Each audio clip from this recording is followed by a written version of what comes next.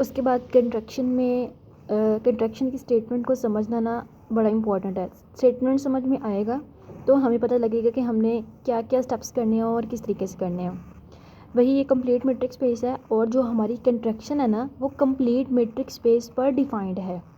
ठीक है, अगर वो हमारी कंट्रैक्शन कंप्लीट मैट्रिक स्पेस पर डिफाइंड नहीं होगी तो इस थ्योरम से हमें ये भी पता चलता है कि हमें जो है वो फिक्स्ड पॉइंट नहीं मिलेगा।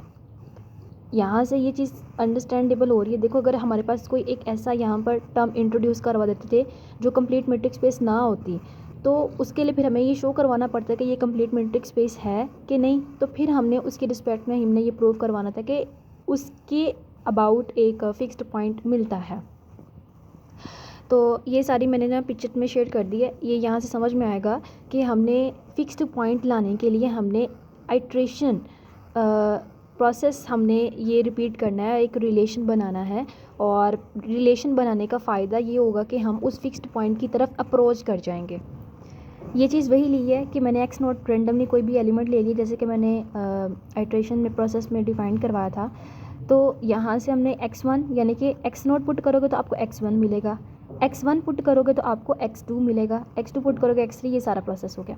अब यहाँ पर मेन आते हैं, अगर मुझे x2 को tx1 की फॉर्म में नहीं लिखना, मुझे x2 को x नोट की फॉर्म में लिखना है, तो उसके लिए x1 की जगह पर हम क्या लेंगे, x1 हमारा क्या था tx नोट, तो मैंने x1 की जगह पर tx नोट लिख दिया। तो t को t के साथ मल्टीप्लाई करवाओ, क्या आएगा टी स्क्वायर एक्स नोट। यानी कि जब मैंने x2 को किस फॉर्म में लिखा, x नोट की फॉर्म में, तो मुझे ऊपर t के ऊपर क्या मिला, स्क्वायर। ठीक है, अब इसी तरीके से x3 को मुझे tx2 तो मिल गया, लेकिन अगर मैंने x3 को tx नोट की फॉर्म में लिखना है तो मैंने x2 की जगह पर क्या लिख दिया, x2 हमारा क्या था टी स्क्वायर एक्स नोट, तो मैंने इसकी जगह पर टी स्क्वायर एक्स नोट लिख दिया। t को टी स्क्वायर के साथ मल्टीप्लाई करवाते हैं तो टी क्यूब मिल जाता है, एक्स नोट आ गया।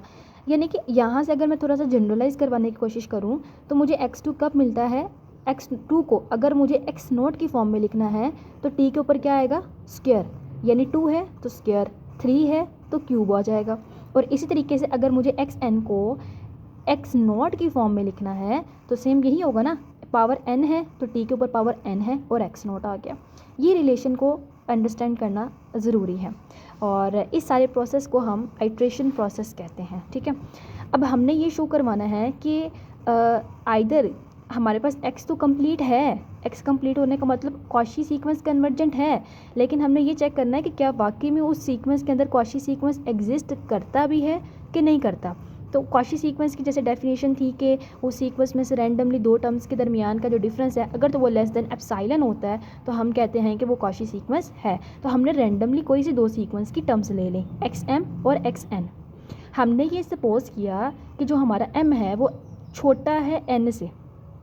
ठीक है, ये सपोज इसलिए किया ताकि हम इसके ऊपर कंट्रैक्शन अप्लाई कर सकें और हम अप्रोच कर सकें कि इन दो के दरमियान का जो डिफरेंस है वो लेस देन एप्सिलॉन है। ठीक है, m जो है वो लेस देन n है, यानी कि मैंने यहाँ पर टर्म्स पता कैसे ली है, यानी कि यहाँ पर ले लेती हूँ 1 और यहाँ पर मैं ले लेती हूँ 2 रैंडमली अंडरस्टैंडेबल के लिए। अब हमने यहाँ पर ना xm हमारे किसके बराबर था, देखो xn किसके बराबर था, अगर मैंने x नोट की फॉर्म में लिखना है, मुझे कंट्रैक्शन अप्लाई करनी है, तो अगर मैं कहूँ कि xn हमारा किसके बराबर था, tn x नोट के, तो अगर मैं कहूँ कि xm किसके बराबर है, tm x नोट के, और इसी तरीके से xn किसके बराबर है, tn x नोट के बराबर है।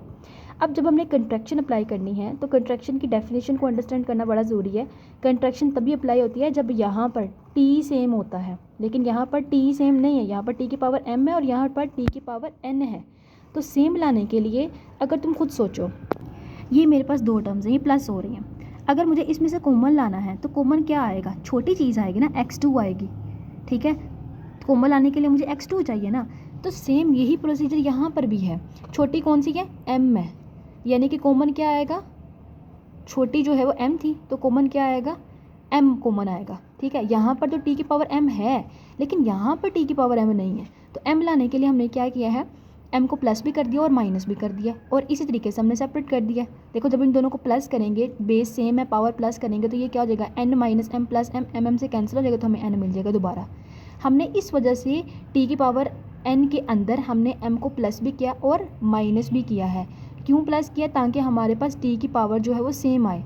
t की पावर सेम लाने के लिए हम आप समझ लो कि कॉमन लाना है, तो कॉमन लाने के लिए हम छोटी टर्म्स को कॉमन ले सकते हैं, ना कि इस टी की पावर n कॉमन ले सकते हैं, यानी कि सेम बना सकते हैं। यहाँ से ये सेम भाई प्रोसीजर क्या है कि टी की पावर m यहाँ पर रख दिया और इसको इसके अंदर रख दिया।